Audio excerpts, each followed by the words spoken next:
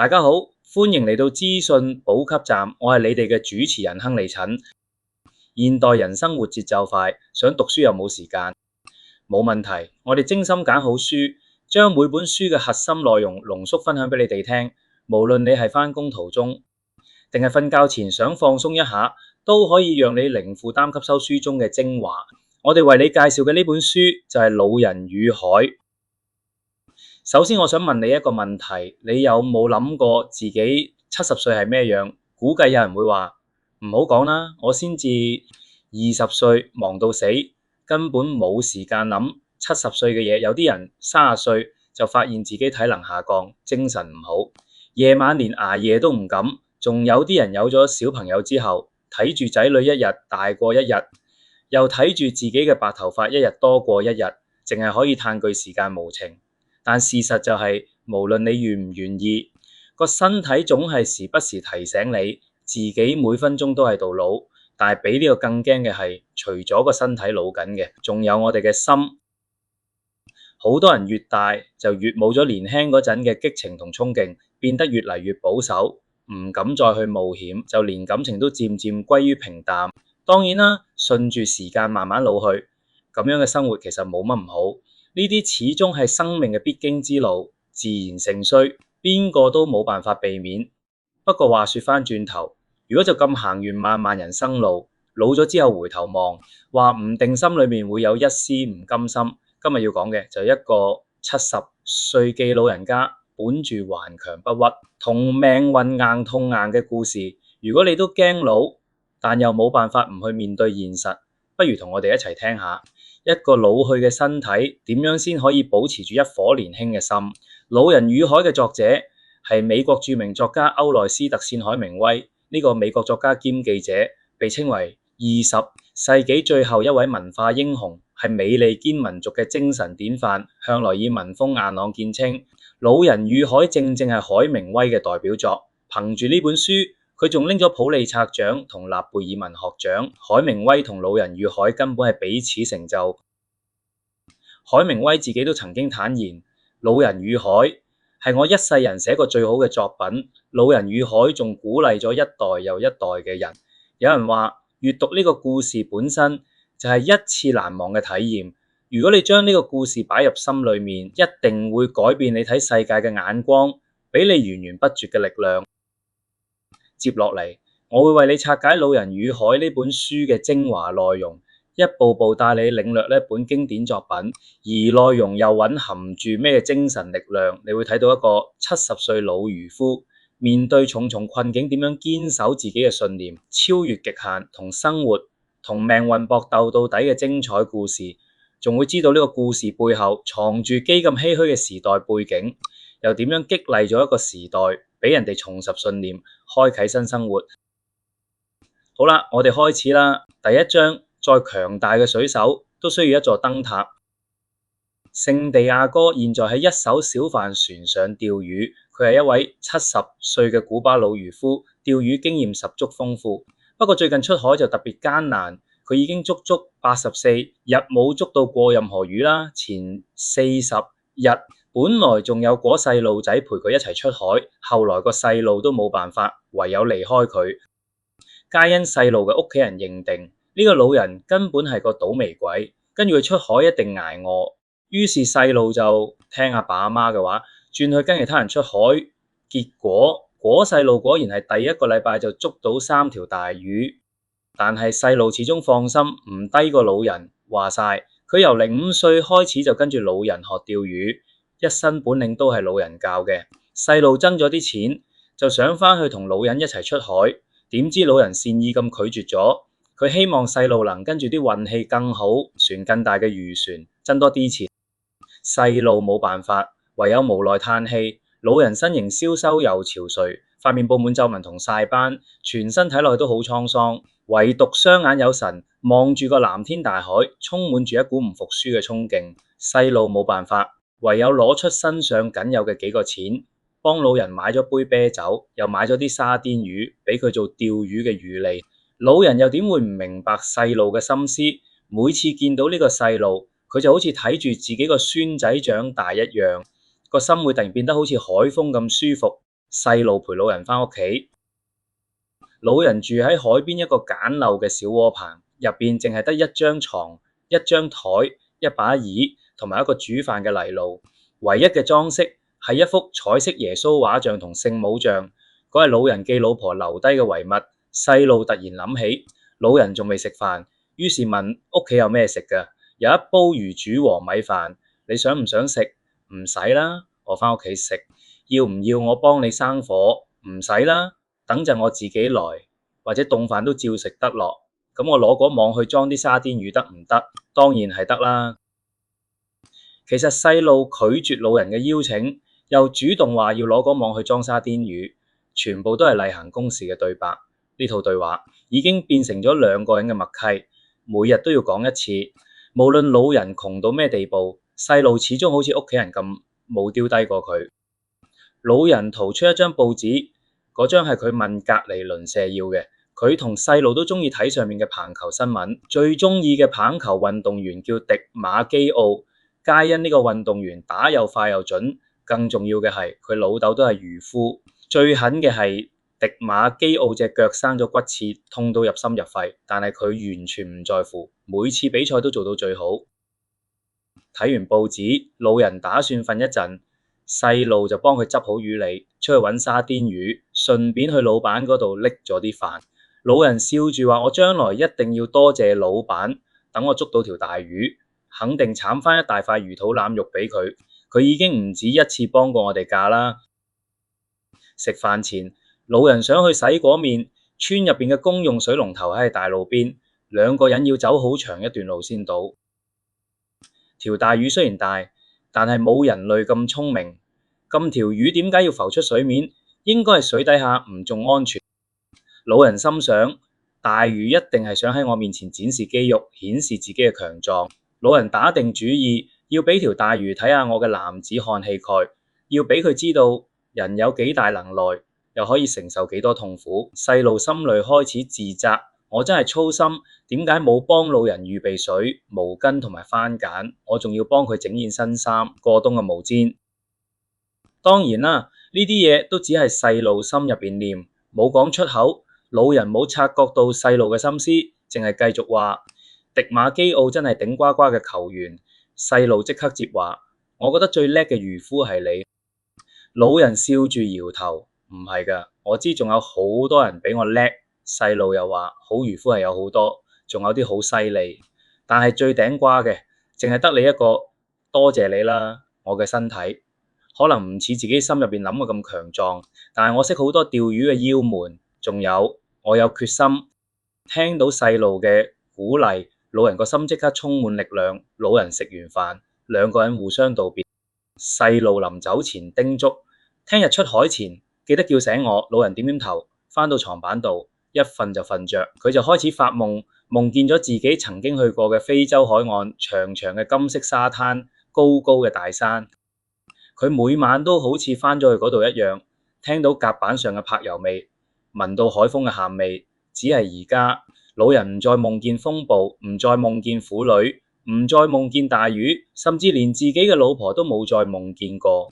佢淨係會夢見沙灘上嘅獅子，好似細貓咁互相依戀。佢中意呢啲獅子，就好似中意嗰個細路一樣。清晨，老人醒咗，天仲係黑漆漆。佢喺寒風入邊行去細路屋企，見到門冇關，於是輕手輕腳咁摟住細路嘅腳，等佢醒來。跟住兩個人一齊返到小窩棚，執好吊索、魚鈎，沖咗杯咖啡。呢杯咖啡就係老人一日嘅糧食。老人帶住一瓶水，呼吸住清新嘅空氣出發，帶住細路俾佢嘅祝福：祝你好運啊，老大爺！70歲嘅聖地亞哥好孤單，佢孤身上路。但係70歲嘅聖地亞哥又好幸運，因為佢身邊仲有一個細路，呢個細路係佢嘅徒弟，亦都係佢嘅親人。細路就好似一座燈塔，光線雖然唔算好強，但係夠晒明亮，足以係老人同大海搏鬥嘅過程入邊撐住佢，直到勝利歸來。第2章狹路相逢勇者勝。呢一次出海，老人果斷將船開去大海更深嘅地方。途中佢見到成群飛魚，呢啲係老人喺大海入邊最常見嘅朋友。只係呢啲飛魚太細隻，想靠佢哋振飽果肚，實在太難。老人有啲嘆氣，呢啲魚嘅生活比自己仲要艱難。大海雖然靚到癲，但係亦都有佢殘酷嘅一面。但係老人冇半分氣餒，反而將船鏟去更遠嘅地方。佢想揾魚群，但係呢個唔係佢最終嘅目標，因為對老人嚟講，捉細魚實在冇乜挑戰性。以佢嘅經驗同本事，輕輕鬆鬆就可以捉到好多，攞去賣到好多錢。但係老人要嘅唔係細魚，亦都唔係金錢，佢要嘅係跟住魚群背後嘅大魚，冇錯，一條真正嘅大魚。漁夫渴望大魚，就好似戰士渴望戰場一樣。老人嘅工作唔單單係為咗揾錢，佢係為咗挑戰，為咗爭鬥，為咗證明自己。老人辛苦咗咁多日，就係想揾一條大魚，一個可以俾佢將自己嘅技巧同能力發揮到極致嘅對手，一場名副其實嘅勝利。於是佢冇等天亮，就靜靜放出魚餌，將4個魚餌都沉到大海深處，讓船順住海流飄動。呢啲魚餌全部係細路嘅沙甸魚做嘅，入邊種埋鑄鋒利嘅魚鈎，足以引誘那些大魚上釣。魚餌嘅另一端係粗壯嘅釣手同魚竿，只要有魚咬住，老人即刻就可以察覺到。佢好清楚自己已經準備好啦，一切就等對手出現。老人享受住海上嘅風光，就快到中午嘅時候，佢突然見到一隻佢形雀鳥，雙翼又長又寬，一時高飛，一時俯衝。老人不禁講出聲，佢一定係睇到啲嘢。於是佢跟住隻鳥往前挖，果然摸到一片飛魚群。老人即刻從竿上拿下一根釣絲，掛上沙甸魚放落水，再將另一端放喺自己嘅手腕上。老人知道大魚一定就喺附近，冇耐佢就開始察覺到啦。佢慢慢拉動釣絲，直到見到魚浮出水面，然後猛力一扯，一條約10幾磅重嘅金槍魚被吊咗上船，平平聲撞來撞去，撞去船板。呢條象棋金槍魚用來釣大魚就真係一流。老人一邊講，一邊捏住魚頭往船板上一跌，將魚擺去陰涼嘅角落。原來係一群金槍魚被飛魚引咗過來，但係老人完全冇動心，因為佢意識到大魚吃細魚嘅連鎖反應已經被觸發，真正嘅獵物已經更接近。就係呢個時候，船頭嘅釣竿突然一沉，老人即刻伸手去拉釣索，輕輕夾喺大拇指同食指之間，感受住釣索嘅力量。佢感到釣索唔緊，亦都冇咩拉力。跟住釣索又輕輕扯咗一下，經驗豐富嘅老人即刻判斷海面下嘅深處有條馬林魚正喺度食緊。佢緩緩取下釣索，輕輕放線，唔俾魚餌感受到半絲牽引力，同時心入邊祈禱：天主啊，請俾佢咬鈎啦！呢個月份嘅馬林魚個頭一定好大。跟住釣索又輕輕喐咗一下，老人有啲興奮，突然之間一股巨大嘅拉力傳咗過嚟。重到難以置信，老人即刻鬆手，讓釣手往下放，俾條大魚將魚鈎吞落肚。過咗一陣，等到馬林魚將魚鈎完全吞落肚之後，佢猛力嘅一拉，想將大魚拉上來，點知釣竿完全唔動。就係呢一拉一扯之間，老人連人帶船被條大魚拖住走。如果細路喺度就好啦，我而家被條魚拖住走，變成咗一條綁住釣索嘅繩子啦。老人一邊自言自語，一邊用力握住釣索，唔俾條大魚走甩。好明顯呢一場係持久戰，時間又過咗幾個鐘頭，太陽落山啦，天氣轉涼，老人身上嘅汗濕咗又乾，乾完又再濕。佢淨係可以將釣絲掛喺自己嘅頸上，先至可以俾身體其他部位休息一下。老人每次想飲水都好艱難，要先用身體夾實釣絲，再跪喺船板上先至飲到。佢開始覺得呢條大魚好聰明，佢冇掙扎，淨係不斷消耗自己嘅體力，想等自己筋疲力盡之後放棄，但係冇咁容易。老人打定主意要同呢個對手鬥到底，只係老人又開始掛住細路，希望有佢幫手。呢個時候一個人實在太難撐啦。夜晚佢連覺都唔敢瞓，淨係可以自言自語，同海鳥同魚兒對話，直到天亮嘅時候，條大魚突然猛力一喐，拖住魚釣絲將船頭嘅老人打返喺地。老人個面貼住船板，眼鏡下邊被劃咗下，鮮血流咗出來。海上嘅清晨特別凍，老人淨係可以靠住船鹽死死夾住魚吊絲，佢個面流住血，嘴裏仲念念有詞，嚟啦魚，我都奉奉好尊敬你，但係今日我一定要殺咗你。呢個時候，一隻鳥飛咗過來，停喺船舷上。老人又開始同隻鳥傾偈，講自己身上嘅痛。突然之間，條大魚猛力一擺，將老人拖到船邊。老人反應夠快，即刻放出一段吊索，否則佢實會被拉入大海。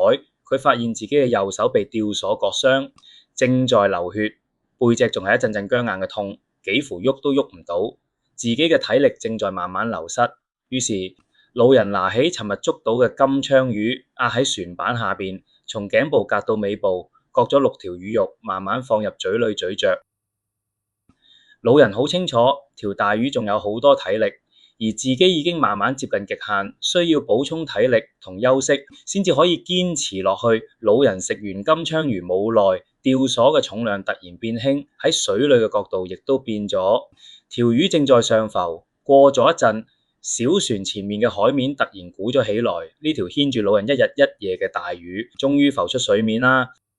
佢不停咁向上冒水，海水從身上兩邊飛潮，陽光照射喺佢身上，反射出耀眼嘅光芒。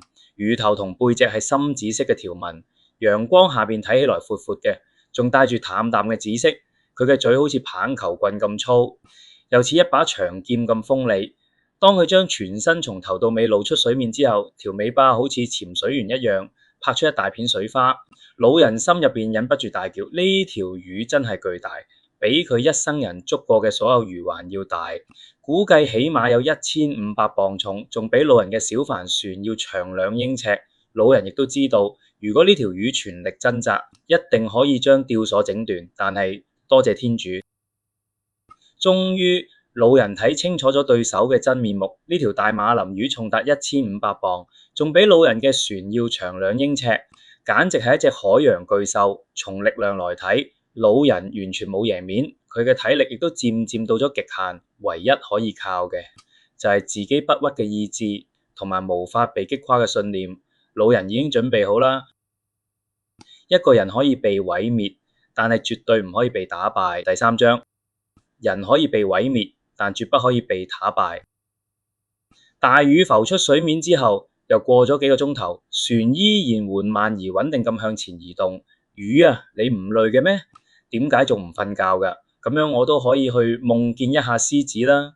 2日1夜嘅搏鬥已經將老人累到極點，佢認為自己只要一合埋眼，即刻就可以瞓着。佢拼命諗辦法保持清醒。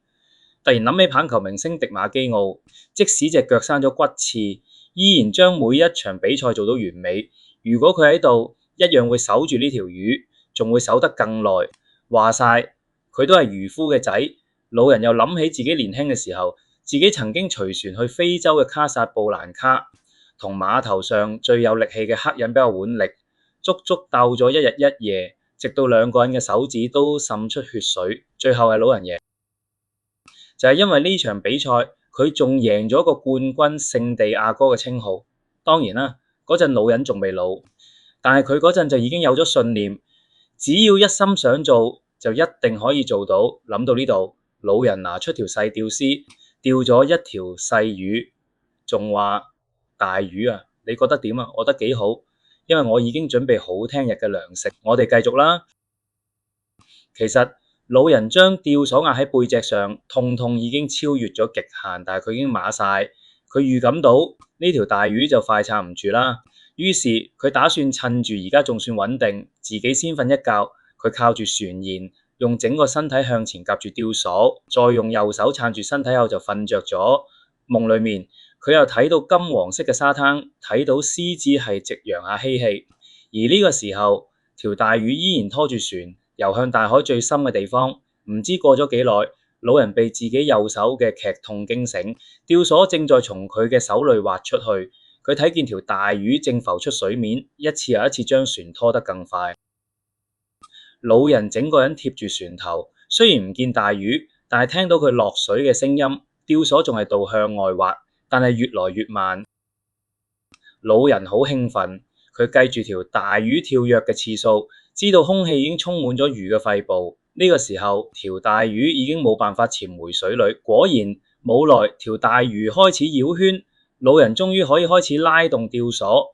大魚繞嘅圈子越來越少，收線嘅時候終於到啦。老人激動到心都快跳出來。條大魚就咁圍住船，老人跟住佢旋轉咗2個鐘頭，佢已經全身濕透，精疲力盡，雙眼亦都漸漸模糊，汗水裏嘅鹽分刺痛佢嘅雙眼，仲有額頭上嘅傷口。老人覺得自己全身上下冇一處唔痛，我唔可以伏低。老人心入邊吶喊，我唔可以死喺條魚手上，天主啊，幫我撐落去。隨住大魚腰嘅圈越來越少，老人終於正面睇到對手，一個巨大黑影，足足用咗好耐先至從船底下游過。條尾巴好似一把鋒利嘅大刀，豎喺海面上，強勁有力，撐住啊，要有鬥志啊！老人不斷提醒自己，出盡全身氣力，將大魚一步步拉過來，嘴裏一邊喊：魚啊，你想害死我咩？但係我唔理，來啦，我哋睇下到底邊個死邊個活。每一秒鐘，老人都覺得自己要冇力啦，頭暈目幻之中，隱隱約約睇到條大魚。呢個時候，大魚離船身已經夠近啦，老人忍住行全身嘅痛楚，緩緩舉起魚叉，使出最後嘅力氣，猛地向大魚刺去。條大魚開始猛烈翻騰，就算死到臨頭，依然高高躍起。佢驚人嘅體型，完美咁展示咗大自然嘅力量同美態，老人都有啲羨慕。終於，大魚從空中跌落，不再動彈。老人望住大魚，雖然已經攰到散晒，但係開心。佢知道自己仲有好多工作要做，完全唔可以休息。於是佢將大魚綁喺船上，豎起帆，開始返航。但係現實往往事與願違，海上開始出現鯊魚嘅蹤跡。佢哋係聞住大馬林魚嘅血腥味游過來嘅。老人即刻意識到戰鬥仲未結束。呢個時候，一條灰青鯊飛快追上來，好似炸彈一樣撲過來，死死咬住大魚嘅肉。憤怒嘅老人即刻抽出魚叉，從灰青鯊兩眼之間狠狠刺咗落去。條鯊魚翻身，慢慢沉咗落去。老人心痛咁望住大魚，身上被咬咗一口，鮮血不斷流出。老人覺得好對唔住大魚，冇好好保護佢，因為佢知道呢啲鮮血會引來更多鯊魚。老人覺得一切好似一場夢，自己注定要失去呢條大魚。但係下一秒鐘，老人突然坐起身，自言自語道：人唔係為失敗而生嘅，一個人可以被毀滅，但係永遠唔可以被打敗。諗到呢度，老人拿出一把小刀，勉強當成武器。佢下定決心，一定要保護呢條大魚，同鯊魚鬥到死為止。果然，大魚破裂嘅傷口引來咗越來越多嘅鯊魚。老人一邊劃船，一邊用船槳、小刀，甚至係木棍同鯊魚搏鬥。終於係凌晨嘅時候，老人返到港口，老人保住條命，但係大馬林魚已經被鯊魚咬到淨得一副魚骨架同埋一個魚頭。就咁樣，老人捉到一條前所未有嘅大魚，一場3日3夜嘅搏鬥，係得到嘅瞬間又失去。老人冇得到大魚嘅肉，但係佢經歷咗自己想要嘅戰鬥，證明咗自己贏咗所有人嘅尊敬。一個人嘅身體或者會被打敗，但係精神永遠唔會屈服。第4章，精神不死，硬漢永存。講到呢度，老人嘅故事就暫時告一段落啦。可能有人聽完呢個故事會覺得，老人辛辛苦苦打敗咗大馬林魚，最後卻被鯊魚咬到剩返副骨。呢個根本係一個失敗者嘅故事。點解會成為經典呢？其實呢一點我哋從書名就可以睇出端倪。呢本書都係講一個老漁夫同馬林魚嘅故事，但係書名卻叫《老人與海》，唔係《老人與魚》。到底係點解呢？其實唔難估到，因為作者想表達嘅唔單單係一個漁夫同魚搏鬥嘅故事，而係老人在大海裏面嘅生活態度。故事入邊嘅老漁夫有憤怒嘅時候，有自言自語嘅時候，仲有同海鳥同魚兒傾偈嘅時候。呢啲唔係我哋日常生活嘅寫照咩？但係同普通人唔一樣嘅係，大海裏面嘅生活充滿五味，有歡樂有苦難，但係老人始終保持住積極向上嘅態度。就算面對對手大馬林魚，佢亦都俾十足嘅尊重。老人展現嘅唔單單係釣魚嘅日常，更係人類嘅鬥爭精神同旺盛嘅生命力。而海洋就係我哋嘅生活，隨孕育生命，亦都會帶來災難。生活入邊嘅人歷盡艱難，依然樂觀，就算係身體老咗，亦都可以彰顯生命嘅尊嚴同價值。更重要嘅係，呢本小說寫於1952年，第二次世界大戰剛剛結束，世界一片狼藉，成千上萬嘅人喺戰爭入邊失去性命，好多民眾流離失所，人們冇辦法避免有迷茫、頹廢，甚至失去咗生活嘅信心，就好似一個風燭殘年嘅老人一樣。就係處於呢個時代背景下，海明威寫咗《老人與海》。老人雖然老咗，但係精神同意志一啲都唔輸俾年輕人，就係咁一個純粹嘅硬漢，一個生活嘅鬥士，一段熱血嘅經歷，讓好多人重拾對未來嘅信心。所以先至有人評論《老人與海》激勵咗整一個時代嘅人。講到呢度，你已經掌握咗《老人與海》嘅全部精華內容啦。每個人都會變老，都會經歷人生低谷，但係人之所以偉大，正係因為敢於同命運搏鬥，唔願意被生活支配。強者永遠都係改變命運嘅人，一個可以保持向上心態嘅人，無論遇到咩困難，都一定會越嚟越好。最後，我哋總結一下今日講嘅內容。我哋講咗《老人與海》嘅故事，亦都拆解咗背後嘅意義。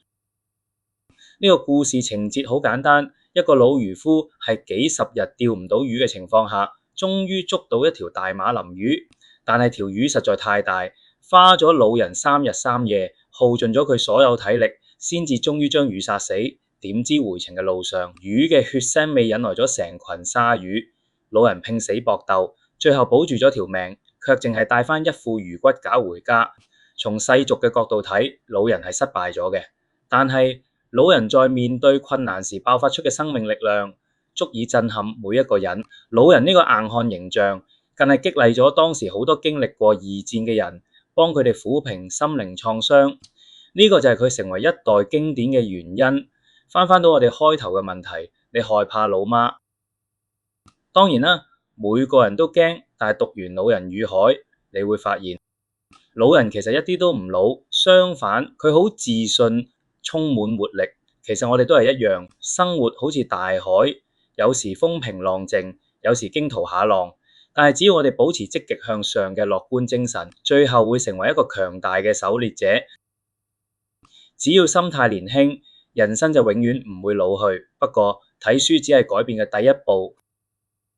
如果想真正係生活入面變得自信，變得年輕，仲需要我哋將書中老人嘅精神融入到日常生活嘅每一處。下一次當你糾結迷茫，遇到苦難嘅時候，不妨諗下嗰個孤身去大海深處嘅老人，可能你會活得更有力量。